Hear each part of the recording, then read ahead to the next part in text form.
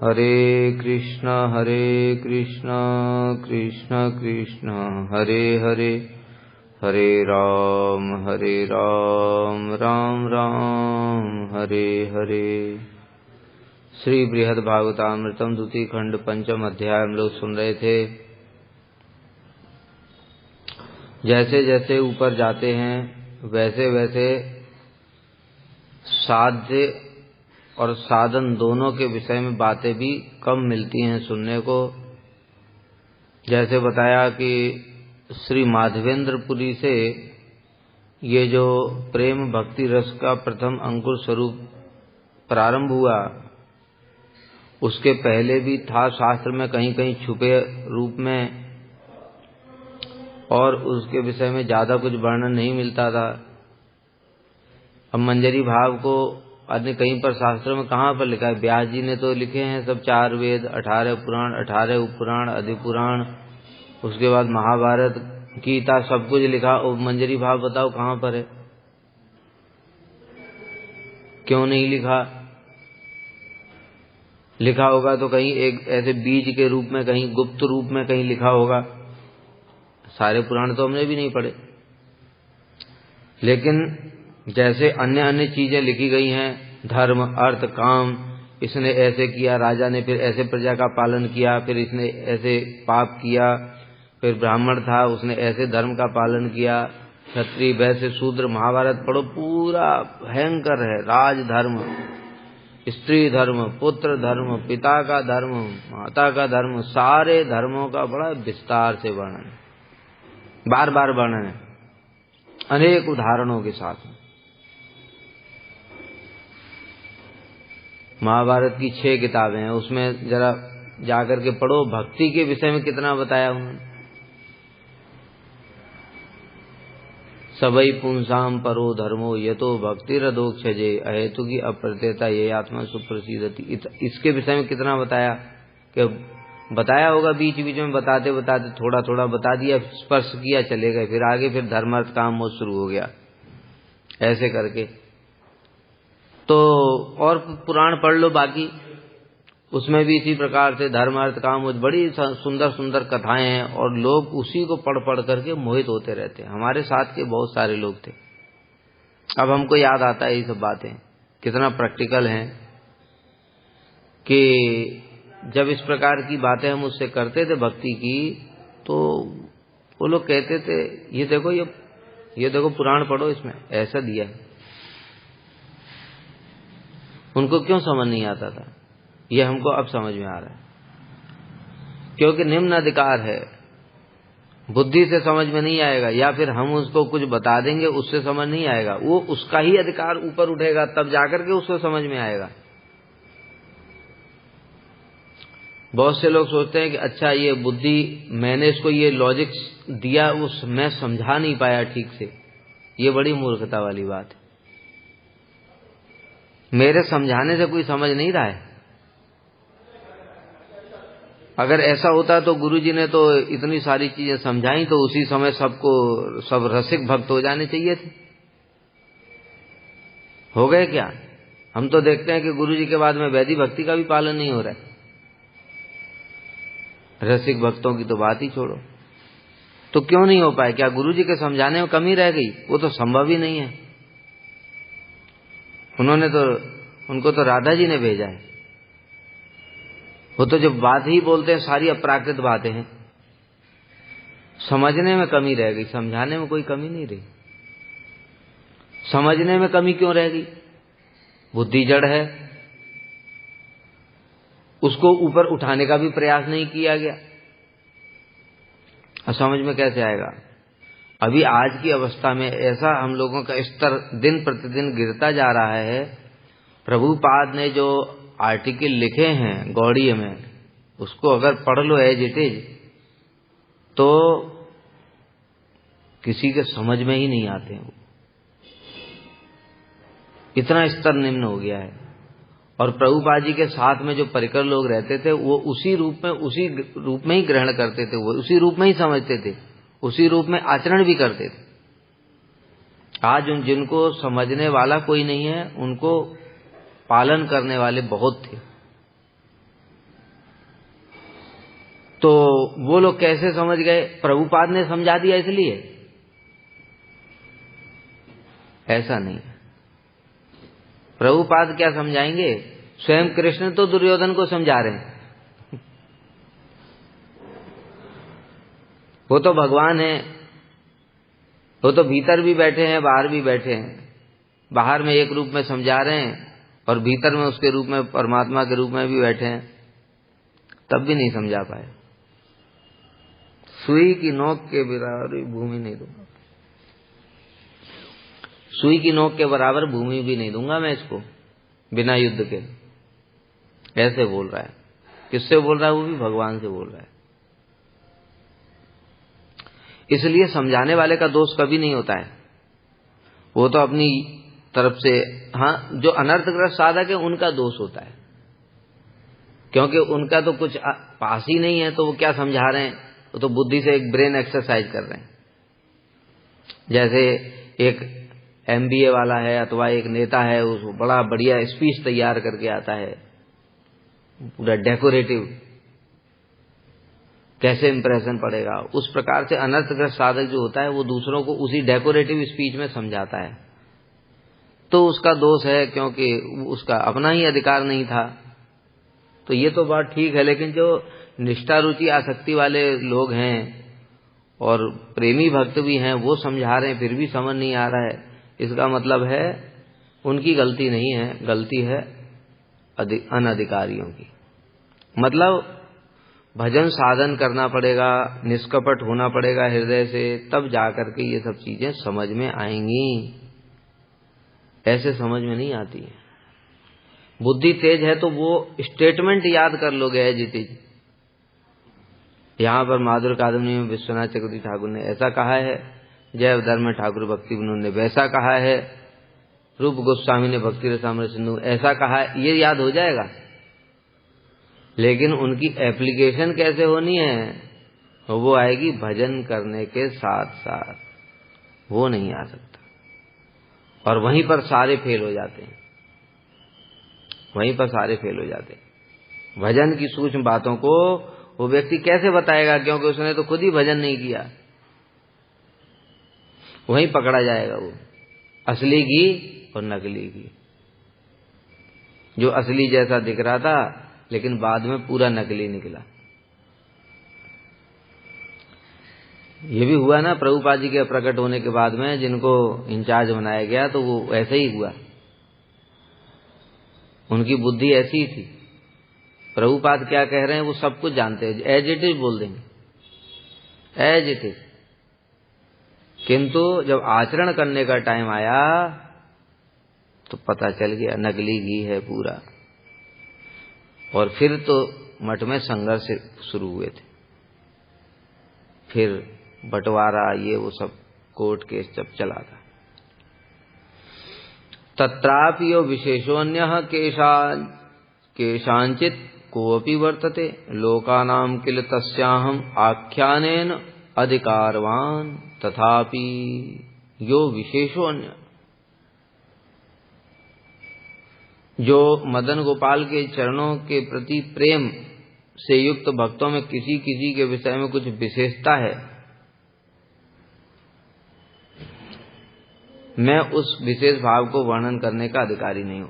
अब नारद जी कह रहे हैं, भैया इतनी सारी मैंने बातें तुम्हें बता दी, अब तुम पूछो कि क्या बता रहे थे अभी तक नीचे से, कि धर्म अर्थ काम वाले बहुत होते, अर्थ और काम वाले बहुत लोग होते हैं, फिर उससे कम धर्म वाले होते हैं, फिर उसके बाद और ऊपर के बताया, फिर मुक्तिकामी बहुत कम होते। ऐसे करते करते फिर मदन गोपाल के भक्तों तक ले गए। तो मान लो गोप कुमार पूछ लें कि भैया ये बताइए, आपको इतना सब पता है तो ये बताइए जो मदन गोपाल के जो भक्त हैं उनमें क्या विशेषता है। तब नारद जी ने कहा कि मैं उस विशेष भाव को वर्णन करने का अधिकारी ही नहीं हूं, मेरी सामर्थ्य नहीं है। दीनता बस ऐसा बोला। श्री नंद नंदन के चरण कमलों में के प्रेमी भक्तों में भी गोपिकाओं जैसे भाव से युक्त जन परम दुर्लभ हैं। क्या बताया श्लोक में? किसी किसी विषय में कुछ विशेषता है, उस विशेष भाव का वर्णन करने का अधिकारी मैं नहीं हूं। तो नारद जी क्यों वर्णन नहीं कर रहे? क्योंकि उद्धव जी हैं अभी सामने, और उद्धव जी खुद वहां जाकर के देख करके आए थे, उनको उपलब्धि भी है। ये वर्णन करेंगे तो थोड़ा ठीक रहेगा, उन्होंने साक्षात अनुभव किया है। इसलिए नारद जी ने तो दीनतापूर्वक कह दिया कि भाई मैं उनको जो उन विशेषताएं हैं जो गोपियों जैसी भाव वाली, उन विशेषताओं को कहने का अधिकारी नहीं हूं, क्योंकि यह विशेषता परम गोपनीयता की अंतिम सीमा है। ब्रज की भक्ति ही परम गोपनीय है। इसलिए पहले ही बताया कि बहुत सारे लोग कहते हैं ये गोस्वामी लोग आ गए, ये तब से ही ब्रज की भक्ति आई, पहले नहीं थी क्या? पहले तो ऐसा कहीं नहीं था। नहीं था, बिल्कुल सही बात है, क्योंकि परम गोपनीय था। अब जब परम गोपनीय होता है तो उस रहस्य का उद्घाटन भी सब जगह सब समय नहीं होता है। परम गोपनीय वस्तु को कहीं कहीं किसी किसी अधिकारी के सामने प्रकट किया जाता है। जैसे गुरुजी भी जब कथाएं बोलते हैं तो देखा है हमने कि मधुर रस की बातें तो बोलते हैं, लेकिन उसमें से भी परम गोपनीय बातों को कभी नहीं बोलते। किसी किसी विशेष कथा में परम गोपनीय बात भी उद्घाटन हुई है। क्यों? उस समय अधिकारी भी विशेष हैं, स्थान काल पात्र, और इसके ऊपर भी एक चीज होती है, वो होता है जो भक्त हैं उनका अपना मूड होता है, इस सबसे ऊपर होता है वो, देश घड़ी काल पात्र से भी ऊपर। मूड का क्या मतलब है? जैसे वो कथा बोलते बोलते अगर अपने भाव में आविष्ट हो गए, फिर वो कंट्रोल नहीं कर पाते, उस समय निकल जाता है मुंह से। वो परम गोपनीय बात भी इस प्रकार से निकल जाती है। नहीं तो जब तक बुद्धि काम कर रही है, तब तक वो गोपनीय कर लेते हैं, पकड़ लेते हैं उसको, फिर प्रकाशित नहीं करेंगे। लेकिन कई बार ऐसा होता है, भावाविष्ट हो जाते हैं, फिर बुद्धि काम नहीं करती है, उस समय फिर वो निकल जाती चीजें। ऐसा अनेक बार हो जाता है। तो इसलिए अभी नारद जी ने कहा कि भैया ये तो गोपनीय तो है ब्रज की भक्ति, तो इसलिए पहले इन सब पुराणों में भी ज्यादा वर्णन नहीं हुआ, केवल भागवत पुराण में ही थोड़ा विस्तार से वर्णन हुआ है, और उसमें भी ये ऐसे तारतम्य दिखाते हुए वर्णन नहीं हुआ कि नीचे की पहले शांत रस होता है, फिर दास्य रस होता है, बैकुंठ की भक्ति होती, फिर अयोध्या की, फिर द्वारका की, ऐसे इस प्रकार से तो दिखाया नहीं, तो किसी को समझ ही नहीं आया, वर्णन होने पर भी समझ नहीं आया। यही तो गोपनीयता है। जब अनधिकारी होगा तो उसके सामने वो चीज रहेगी। भागवत तो माधवेंद्रपुरी पास से पहले नहीं पढ़ रहे थे क्या लोग? पढ़ रहे थे कि नहीं पढ़ रहे थे? लेकिन कौन मधुर रस से उपासना करता था? कौन इस प्रकार से गोपियों की महिमा को जानता था? कोई नहीं जानता था। किंतु महाप्रभु आए, उन्होंने परम गोपनीय वस्तु को प्रकाशित कर दिया, बड़े मुक्त हाथों से। मुक्त हाथों में से जैसे लूटो, मैं तुमको ऐसी वस्तु देता हूं जो कि गोपनीय से भी गोपनीय है। उन्होंने लुटा दिया। अब उस कारण से हम लोग भी उधर थोड़ा आ गए हैं कि भैया लूटने के लिए, भले ही अभी उसकी समझ नहीं है तब भी, लेकिन ये तो देख लिया कि हाँ ये तो है, बहुत अनमोल वस्तु है ये, लूटने के लिए तो अधिकार नहीं है। तो इसलिए हम लोग ये सब समझ गए, ब्रज की भक्ति और ये गोपियों की महिमा। और नहीं तो पहले कौन जानता था? शास्त्र में वर्णन रहने पर भी नहीं समझ आता था। और आज भी ऐसा ही देखा जा रहा है। गौड़ीय की परिभाषा के अनुसार जो महाप्रभु के अनुगत्य में राधा कृष्ण की सेवा करना चाहते हैं वो गौड़ी है। लेकिन अभी गौड़ीय संप्रदाय में ही द्वारकाधीश की भक्ति चल रही है, नारायण की भक्ति को भी जस्टिफाई किया जा रहा है, राम जी की भक्ति को भी खूब अच्छे से विस्तार करके राम कथा 9-9 दिन चल रही है। इसका मतलब क्या हो रहा है? वो इस परंपरा में आकर भी उस वस्तु को प्राप्त नहीं कर पाए, गोपनीय रह गई उनके लिए। क्यों गोपनीय रह गई? क्योंकि वो समझ ही नहीं पाए कि इस विशेष भाव की विशेषता क्या है, जहां पर कि नारद जी जैसे लोग हाथ जोड़ लेते हैं कि भैया मैं तो अधिकारी नहीं हूं इस गोपनीय वस्तु को उद्घाटन करने के लिए, अब समझो कितनी बड़ी बात है। अधिकारी नारद जी हैं कि नहीं है? नारद जी हमारे गुरु परंपरा में हैं। फिर उन्होंने सब प्रकार की स्तुतियां भी कर रखी हैं। मुनीन्द्र वृंद वंदिते, मधुर भी राधा जी की स्तुतियां कर, राधा जी ने स्वयं उनको दर्शन प्रदान किए हैं। उसके बाद भी ऐसा कह रहे हैं तो समझ जाना चाहिए कि यह सच में कितनी गोपनीय वस्तु है।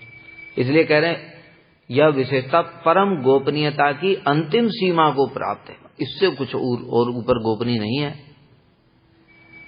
श्री गोप कुमार उवाच इति उक्त्वा उद्धम आलिंग्य सदैन्यम काकु चाटुवी ययाचे नारदस्तस्य किंचितत्वं कथयेति सह। गोप कुमार ने कहा, किसको कहा? गोप कुमार जी नारद जी को बोलेंगे। गोप कुमार ने कहा, किसको कहा? हे ब्राह्मण, ब्राह्मण को कहा जो मिला था केसी घाट में, ढूंढते ढूंढते कहां से आया वो ब्राह्मण? कहां से आया? माथुर ब्राह्मण, कामाख्या से आया। जन्म तो मथुरा में ही हुआ था, लेकिन पूजा करता था कामाख्या देवी की। वो माथुर ब्राह्मण को कथा सुना रहे हैं। गोप कुमार ने कहा, हे ब्राह्मण, इति उक्त्वा, ये बोल करके उद्धवम आलिंग्य, नारद जी ने उद्धव को आलिंगन कर लिया। कैसे आलिंगन किया? सदैन्यम काकु चाटु भी, दीनता पूर्वक। दीनता पूर्वक कैसे? मेरा तो अधिकार ही नहीं है, क्योंकि ये तो गोपनीयता की भी चरम सीमा है। उससे नीचे वाली बातों को मैंने बोल दिया, वो भी अनधिकारी चेष्टा थी, लेकिन तब भी बोल दिया, ऐसा नारद जी सोच रहे हैं। लेकिन अब ये जो बात है ये तो परम गोपनीयता की चरम सीमा है, इसको नहीं बोल पाऊंगा। ऐसे दीनतापूर्वक बातों से कहते हुए उद्धव को आलिंगन किया तथा गदगद वचनों से उनकी प्रशंसा करते हुए यह याचे नारदस्तस्य, नारद जी उद्धव जी याचे, यह याचे याचना कर रहे हैं। देखो उद्धव जी हाथ पकड़, जैसे बताया ना, जैसे मतलब ये वैष्णवों का परस्पर एक प्रीति होती है। जैसे हमारे गुरु जी हैं श्रील त्रिविक्रम गोस्वामी, श्रील वामन गोस्वामी महाराज जी हैं, और श्रील वामन गोस्वामी महाराज जी, जिनके मतलब राधा जी स्वयं उनके लिए रसोई में सहायता करने के लिए आई। एक बार स्वयं राधा जी ने उनसे बोल करके सेवा ग्रहण करी, बताया कि मेरे को एक खाना भी जल गया है, ये पुजारी ऐसे भोग लगा रहा है। इस प्रकार से उनका कितना संबंध था, मतलब कहने का ये है, वो कोई साधारण चीज तो है नहीं। ऐसे महाजन वो गुरुजी से जब तीनों बैठे होते थे तो गुरुजी से कह रहे हैं कि राधाष्टमी है आज, और थोड़ा बहुत राधा जी के बारे में 2-4 मिनट बोल दिया, और उसके बाद में कहते हैं मेरी तो योग्यता नहीं है। नारायण महाराज जी कुछ बोलेंगे तो ये क्या है? उनकी योग्यता नहीं है। अरे उनकी योग्यता नहीं तो किसकी योग्यता है? किंतु वैष्णवों में परस्पर प्रीति होती है, और कुछ कुछ वैशिष्ट भी होता है। वैशिष्ट का मतलब क्या है कि कुछ कुछ, जैसे उद्धव जी को भगवान ने चुना था वहां भेजने के लिए कि जाओ देख करके आओ, थोड़ा तुम रस तो लो, पहले देखो तो सही भक्ति की चाशनी क्या होती है। दूर से ही तुम डूब नहीं सकते उसमें, कम से कम देख ही लो, उसकी सुगंध से ही तुम कृतकृत्य हो जाओगे। तो वही उद्धव जी ने देखा था, तो नारद जी को ये बात पता है, इसलिए नारद जी ने उनको याचना करना शुरू कर दिया। इसी प्रकार से जैसे बताया ना कि अब राधा जी के निज जन है श्रील वामन गोस्वामी महाराज जी, लेकिन राधा जी ने विशेष रूप से हमारे गुरु जी को चुना उनकी महिमा को प्रकाशित करने। ये एक विशेषता है, लोग इसको ही समझ नहीं पाते, और मेरे गुरु श्रेष्ठ ये वो सब दुर्बुद्धि परायण बुद्धि लोग ऐसे करके अपराध करते हैं महाजनों के चरणों में। अरे कोई साधारण नहीं है उनमें से। हमारे गुरुजी उन दोनों की महिमा गान करते हैं, वो दोनों हमारे गुरुजी की महिमा गान करते हैं। और वो ऐसा कपट वाला नहीं है। महापुरुष लोग कभी कपटता पूर्वक ऐसे नहीं कहते। तो इसलिए वो वैशिष्ट है, भगवान ने जिसको जिसके लिए चुना। जैसे अभी यहाँ पर अब नारद जी ने फिर उद्धव जी को चुन लिया कि भैया आप बताओ आगे की बातें। तो इसलिए गदगद वचनों से उनकी प्रशंसा करते हुए, प्रशंसा कहने का मतलब आपका सौभाग्य कैसा है, आप तो खुद देख करके आए हो जो परम गोपनीयता की चरम सीमा है, इसलिए आप बताओगे तो बढ़िया रहेगा।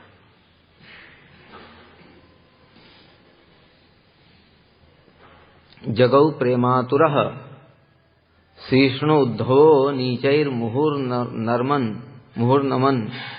वंदे नंद ब्रज स्त्रीणाम पाद रेणुम अभीक्षण सा। अब बताया प्रेमातुर भक्त, जो बताया 5 प्रकार के भक्त बताए थे ग्रंथ के प्रारंभ में ही। कौन से? ज्ञानी भक्त, ज्ञानी भक्त से शुरू किया था। ज्ञानी भक्त किसको बताया? प्रहलाद जी।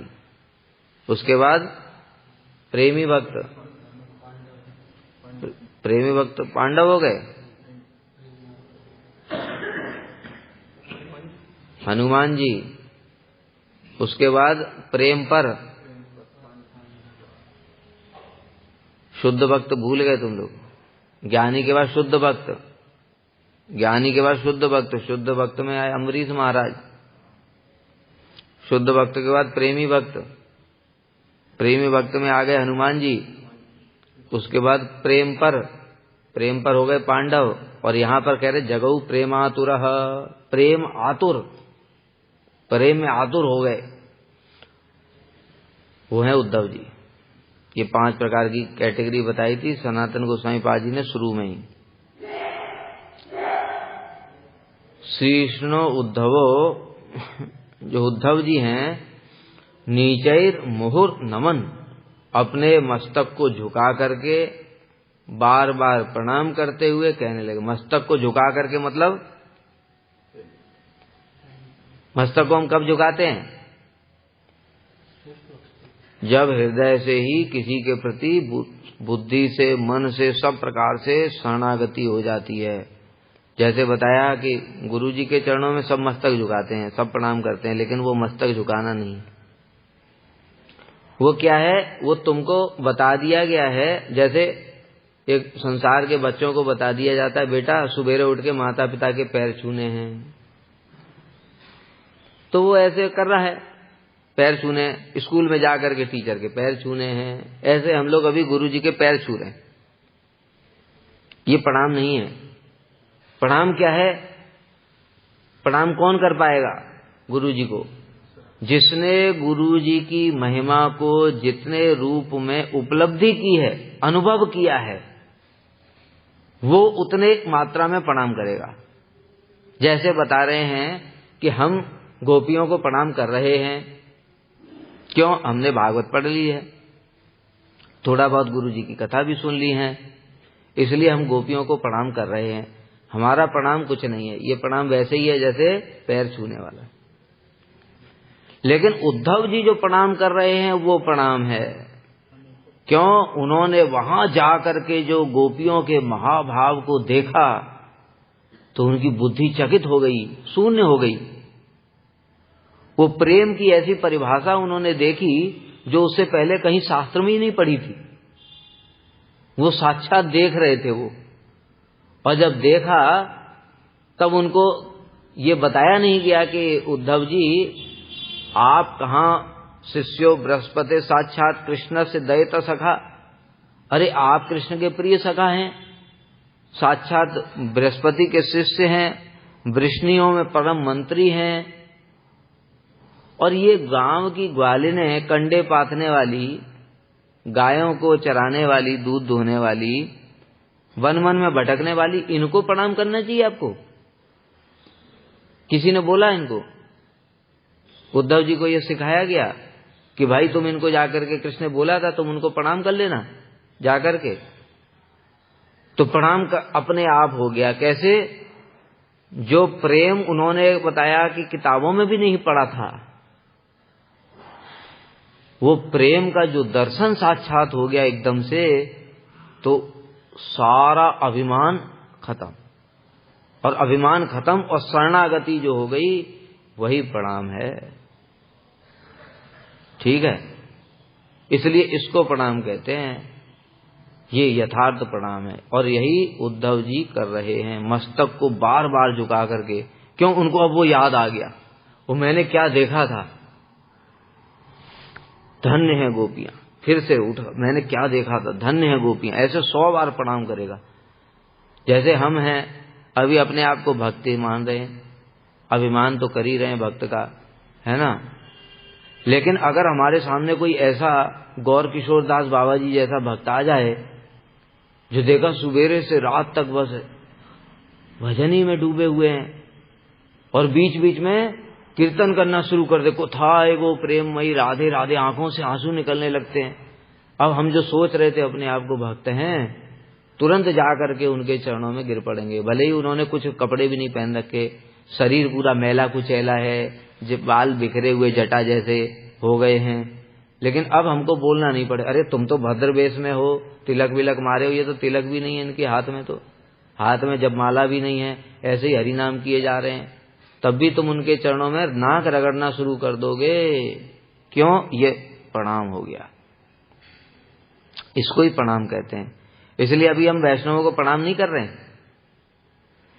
उसका लक्षण क्या हम देखते हैं ना, वो देखने से ही समझ में आ जाता है। जब हम लोग बोलते हैं वंशागल के पास में, ऐसे जो तीतर होता है ना, तीतर, उसकी गर्दन जैसे इधर उधर होती है, ऐसे वैसे किया और चले गए। प्रणाम क्या होता है? प्रणाम होता है इसी प्रकार से हम लोग जय नहीं दे रहे हैं। अभी जय याद करिए, बच्चा होता है ना, उसको सिखाया जाता है A for apple, B for boy, C for cat, D for dog, ऐसे हम लोग जय दे रहे हैं। वो सारे गुरु परंपरा को जय जब होती है ना, तो जय श्री श्री गुरु गौरांग गांधर्विका गिरधारी हृदय से श्रील भक्ति वेदांत नारायण गोस्वामी, हृदय एकदम वो जय देने से ही गदगद हो जाता है। क्यों? जैसे ही उनका नाम स्मरण किया, मतलब उनकी जय देने जा रहे हैं, वो प्रारंभ में ही जय श्री श्री गौरांग, और याद में कौन है? गुरु जी। वो उनकी इतनी महिमा थी, वो महिमा स्मरण करने से ही हृदय गदगद हो जाता है, ये जय होती है। और फिर तुम 100 की स्पीड में कैसे निकल रहे हो? जब स्मरण इतना तेज तो तुमको नहीं हो सकता है। समझ गए? तो तुम जय किस टोन में दे रहे हो, वो जो अनुभूति संपन्न है, वो तुम्हारी जय देखकर ही समझ जाएगा कितनी श्रद्धा तुम्हारे अंदर हुई है, कितनी अनुभूति है, कितनी भक्ति। एक एक चीज से एक एक चीज समझ में आ जाती। गुरु जी उदाहरण देते थे। माता जी लोगों को देखा है कभी घर में रसोई बनाते हुए? चावल पकाती हैं, चावल पक गया है, वो क्या पूरा भगोना निकाल करके सारे चावल को देखती हैं? क्या करती हैं? एक दाना लिया, ऐसे थोड़ा सा मसला और बस हो गया। और वो क्या उनका कभी अनुभव गलत होता है? हमेशा सही होता है। एक दाने से ही समझ में आए। ऐसे ही जो अनुभूति संपन्न वैष्णव हैं, तुम कैसे बैठे हो, तुम बैठ करके किस प्रकार से कथा सुन रहे हो, तुम्हारा एक्सप्रेशन क्या है, उतने से तुम्हारा पूरा ऐसे स्कैनर करके तुम्हारा पूरा कुंडली बना करके दे देंगे, ये लो तुमने इतना भजन किया है। जो अनुभूति वाला है वो, और जो अनुभूति वाला नहीं है वो फिर वही देखेगा और सारे दिन ऐसे ही लगा रहता है, बहुत महापुरुष है। ठीक है, तो इस प्रकार से कहने का तात्पर्य ये हुआ कि जो प्रणाम है वैष्णवों को हम कर रहे हैं, उनके प्रति जितनी मात्रा में श्रद्धा है उतनी मात्रा में आदर सहित करेंगे। और आदर सहित का लक्षण भी अलग से दिख जाता है। इसलिए कौन हमको प्रणाम करता है, कौन नहीं करता है। अब हम तो सीनियर हैं तो हमको सब आकर के प्रणाम करते हैं, लेकिन वो जो प्रणाम करते हैं उससे हम पता लगा लेते हैं उसकी कितनी श्रद्धा है, उतने से ही। तो गुरु जी की तो बात छोड़ दो, वो तो अंतर्यामी भी है, हम तो अंतर्यामी नहीं है। हम तो अभी थोड़ा बहुत शास्त्र पढ़े हैं बस, वो एक एक चीज जानने वाले हैं। तो उद्धव जी कह रहे हैं, मैं नंद ब्रज की स्त्रियों की चरण धूलि की बार बार वंदना करता हूँ। जितनी मात्रा में हमारी वैष्णवों के प्रति कृतज्ञता आएगी कि इन्होंने हमको इतनी अनमोल वस्तु प्रदान की है। ये कल बता रहे थे ना, प्रीति क्यों नहीं हो रही? क्योंकि हमको उपलब्धि नहीं हो रही है। जैसे ही उद्धव जी को उपलब्धि हुई, उनके ब्रज गोपियों के चरणों में प्रीति भी हो गई, और फिर उनकी महिमा ही गान करने लग गए। वो लक्षण क्या, उनकी महिमा गान अपने आप शुरू हो गया, उनको अभी बोला नहीं जा रहा है। और फिर कृष्ण के प्रति भी कृतज्ञता है कि आपने कृपा करके मुझे भेजा तो दिख गया, तो कृष्ण के प्रति भी पहले से प्रेम 100 गुना और बढ़ जाएगा कि आपने मुझे कृपा करके वो वस्तु दी है जो मैंने कल्पना भी नहीं करी थी। पहले तो उद्धव जी कहते थे मैं कृपा पात्र हूं कृष्ण का, मेरे ऊपर बड़ी कृपा है, लेकिन वास्तव में जब ब्रज में भेजा तब वो कृपा की उपलब्धि उनको लाखों गुना ज्यादा हुई कि अब हाँ कृष्ण की सच में कृपा है। तो उसी प्रकार से हम वैष्णवों की, गुरु जी की सब कृपा की जितनी मात्रा में उपलब्धि करेंगे उतनी मात्रा में उनके चरणों में प्रेम होगा। उपलब्धि ही नहीं हो रही है तो प्रेम भी नहीं हो रहा है। उद्धव जी ने झुककर भूमि तल का स्पर्श कर प्रणाम किया, जैसे हम लोग साष्टांग प्रणाम करते हैं, तथा गान करने लगे। इसके लिए वंद इत्यादि पद कह रहे हैं, अर्थात नंद ब्रज की रमणियों के चरण धूलि के उद्देश्य से बार बार वंदना कर, उस चरण धूलि की जय हो, जय हो, जय हो। क्षणान महाआर्तितो व्यग्रो गृहीत्वा यवसम हृदय नारदस्य पदौ धृत्वा हरिदासो अवदत् पुनः। अब यहाँ पर हरिदास जी आया शब्द उनके लिए। भागवत में 3 हरिदास जी के 3 लोगों के लिए हरिदास शब्द का प्रयोग हुआ है। पहला श्री युधिष्ठिर महाराज के लिए, दूसरा श्री उद्धव जी के लिए, और तीसरा श्री गिरिराज जी के लिए। तो यहां पर स्पष्ट रूप से श्री सनातन गोस्वामी हरिदास बता रहे हैं उद्धव जी को। क्षण भर में ही अत्यधिक आरती बस व्याकुल होकर उन हरिदास उद्धव जी ने दांतों में तृण धारण कर नारद जी के चरण कमलों को पकड़ करके कहना प्रारंभ किया। आरती बस्ता व्याकुल हो गए। आरती बस्ता मतलब बताया ना, वो सब स्मृतियां हो गई। जैसे बताया कि श्रील भक्ति वल्लभ तीर्थ गोस्वामी महाराज जी गुरु जी के कमरे में गए और कमरे में जाने से ही, बेड को स्पर्श करने से ही क्रंदन करने लगते थे, इतना व्याकुल हो जाते थे। तो क्यों व्याकुल हो रहे हैं? इसलिए कि उनको गुरु कृपा की उपलब्धि है हृदय में। कैसे उपलब्धि होती है? मैं कहां पड़ा हुआ था, विषय में डूबा हुआ था, और गुरुजी मुझे कहां से लेकर के आकर के कितनी बड़ी वस्तु प्रदान कर दी जिसके मैं किसी प्रकार से योग्य ही नहीं था। ये हृदय से जब उपलब्धि होगी तो बार बार, जैसे ही वो कभी भी किसी भी क्षण गुरुजी को स्मरण करके तुरंत आंखों से आंसू निकलने लगे। जो प्रत्येक क्षण स्मरण करने के लिए गुरु को, प्रत्येक मुहूर्त में, प्रत्येक क्षण में गुरु को स्मरण करना चाहिए, वो चाहिए जो बोला है चाहिए नहीं होता है वो। ये तो हमको एक विधि बता दी गई है, ये विधि है कि तुम अगर माया से बचना चाहते हो तो ऐसा करो, लेकिन वो होगा ही नहीं। हम विधि कहाँ पालन कर पाते हैं? सब समय कृष्ण को स्मरण करो, ये विधि हमको पता है, लेकिन होता नहीं है। कब होगा ये? जैसे जैसे उपलब्धि होती जाएगी ऑटोमेटिक। फिर कुछ भी हरि नाम करते हुए, अरे मेरा कभी हरि नाम में मन नहीं लगता था, आज गुरु जी की कृपा से मैं हरि नाम कर पा रहा हूं। अरे मैं शास्त्र को कुछ भी नहीं जानता था, मैं तो गीता भी नहीं जानता था, और आज मैं भक्ति रसामृत सिंधु पढ़ रहा हूं, जिसकी कभी कल्पना ही नहीं की थी। इसी प्रकार से मैं तो भोगों में डूबा हुआ था, आज मैं कृष्ण की कुछ सेवा कर पा रहा हूं, गुरु वैष्णवों की सेवा कर पा रहा हूं, साधु संघ के विषय में कुछ जानता ही नहीं था। इस प्रकार से हर चीज जो करेगा तो उसको गुरु कृपा दिखने लगेगी। जब सब चीजों में, तो सब समय गुरु जी का स्मरण रहेगा। अब इसको तुम मैकेनिकल कैसे कर लोगे बताओ? मैकेनिकल कैसे हो सकता है? संभव ही नहीं है। इसलिए भाई उपलब्धि करो, वैष्णव हमको क्या दे रहे हैं, गुरु जी हमको क्या दे रहे हैं। जितनी उपलब्धि होगी उतनी मात्रा में उनका स्मरण होगा, उतनी मात्रा में माया हमसे दूर रहेगी। अब उद्धव जी कहने लगे जो उन्होंने ब्रज में जाकर के कहा था। जब गोपियों का प्रेम देखा और विशेष रूप से राधा जी का दिव्योन्माद दशा, चित्र जल्प इत्यादि जो देखा, दर्शन किया, तो बताया ना उद्धव जी फिर जो ज्ञान ध्यान था उनका सब वो सब भस्म हो गया जलकर, और चित्त द्रवित हो गया। और चित्त द्रवित होने के बाद में उन्होंने प्रेमातुर प्रेम में व्याकुल हो गए, और व्याकुल होकर के प्रार्थना करना अपने ऑटोमेटिक हो रहा है, स्पॉन्टेनियस। आसाम अहो चरण रेणुम जुसा महस्याम वृंदावने किमपि गुल्मलतौषधि नाम या दुस्त्यजम स्वजम आर्यपथम चहित्वा भेजुर्मुकुंद पदवीं श्रुतिभिर मृग्याम। आसाम अहो चरण रेणु, इस चरण धूलि की, ब्रज गोपियों की चरण कमलों की धूलि की मैं आशा करता हूं।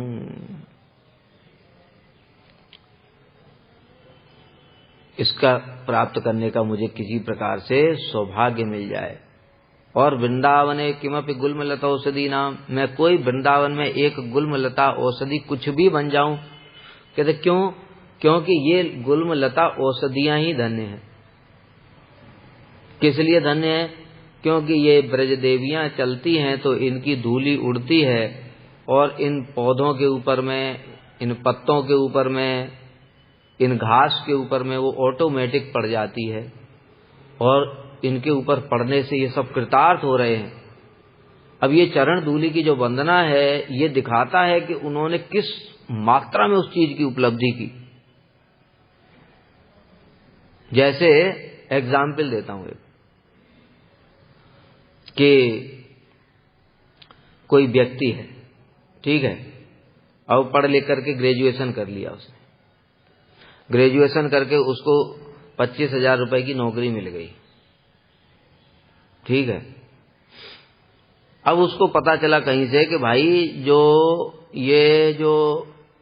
अंबानी है ये भारत के सबसे अमीर आदमी है, और इनके यहाँ पर जो वाइपर मारता है घर में, इसकी सैलरी 1.5 लाख रुपया है। तो उसके हृदय से ऑटोमेटिकली अब वो अपनी ग्रेजुएशन सब भूल जाएगा। कहता भैया ये ग्रेजुएशन कर करके मैं जो कमा रहा हूं, मान लो 5 साल में प्रमोशन होगा, 25 से ज्यादा कितना बढ़ा देगा? 30 कर देगा। 25 से 50 तो नहीं कर देगा, 30 कर देगा।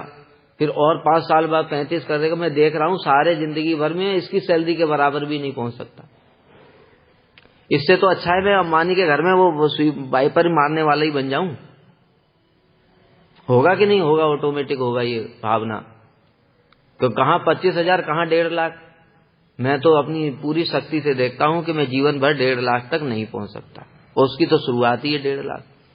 अगर और अच्छे से काम करेगा तो वो जो दिवाली पे गिफ्ट, और ये वो जो दिवाली पे गिफ्ट भी 100 रुपया की थोड़ी देगा।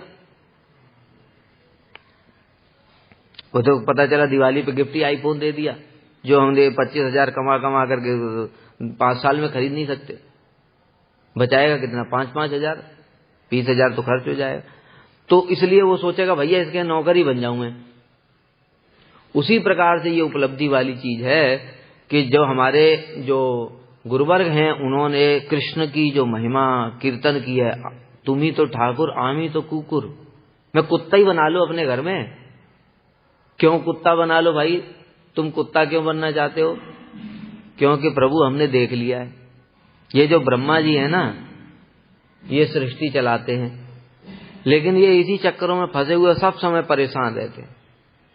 और मैं देखता हूं कि आप जो है बाल लीला जब करते हो तो कुत्ते के पास में खुद ही जाते हो। ब्रह्मा जी खुद चल करके आते हैं, उनको दर्शन नहीं होता है, और आप वो ऐसे ही आप कुछ बोल देते हो कि जाओ ब्रह्मा जी, सुनाई दे दिया खाली। ब्रह्मा जी देखो मुझे सब पता है, तुम लोग परेशान हो, टेंशन मत लो, कुछ दिनों में मैं अवतार लूंगा। दर्शन भी नहीं हुआ, आवाज सुनाई दी, और ब्रह्मा जी उसी से कह रहे प्रभु क्या सौभाग्य है मेरा कि आपकी आवाज सुनाई दी, दिखाई भी नहीं दिए। उसी को सुन करके वापस आ गए, फिर उसी सृष्टि में बिजी हो गए।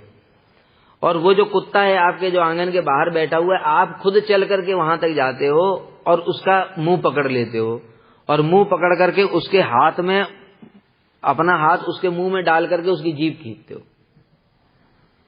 और कभी उसके दांत पकड़ करके दांत गिनते हो 1 2 3 4 5 6 7 और कभी दोनों हाथ पकड़ करके उसको कुत्ते को आंगन में ही खींच लाए। यशोदा जी डर रही हैं, अरे आज ये कुत्ता काट लेता तो। अरे कुत्ता काट नहीं सकता है वहां पर, लेकिन ये बात यशोदा जी को तो पता नहीं, वो तो नरवत लीला लौके सदबंधुवत भाव चल रहा है। लेकिन वो कुत्ते का सौभाग्य क्या है, वो परब्रह्म जिनके स्पर्श क्या होता ही नहीं। ब्रह्मा जी को कहां वर्णन आया कि हाथ सिर पे हाथ रख दिया, चरण रख दिए, कभी उसको पकड़ के खींच करके लेकर के आ रहे। इसलिए भैया मुझे अपना कुत्ता ही बना लो। आई बात समझ में? क्यों हुआ ऐसा प्रार्थना? उपलब्धि हुई। बंदरों को पूंछ पकड़ करके खींच लाते हैं कृष्ण। ऐसा प्रेम है वहां पर जो भगवान का सब समय दर्शन सबके लिए दुर्लभ है। वो कुत्ता जब मर्जी आए तब जाकर के वहां बैठ जाएगा, कृष्ण के दर्शन करेगा। इसलिए वो कुत्ते का ऐसा सौभाग्य वर्णन किया। इसलिए ठाकुर व्यक्ति ऐसे ही नहीं कह रहे हैं, उनको महिमा पता है ना, भक्तों की महिमा क्या है। क्योंकि जो चीज सबके लिए इतनी दुर्लभ है, बताया है जिन परब्रह्म को कोई दर्शन भी नहीं कर पाता, वो मैया यशोदा मैया के लिए इतनी सुलभ है। कृष्ण खुद चल करके उनके पास जाते, कहते मैया मुझे दूध पिला दो। कहते चुप जाए, दूर रहे, अभी काम कर रही, देख नहीं रहा है, डांट डपट देती हैं। ऐसी दुर्लभ वस्तु तब जा करके भैया उसको देख करके अपने आप स्तुतियां निकलती हैं। इसलिए उपलब्धि करनी पड़ेगी इन सब वस्तुओं की। वांछा कल्पतरुभ्यश्च कृपा सिंधुभ्येव च पतितानां पावनेभ्यो वैष्णवेभ्यो नमो नमः।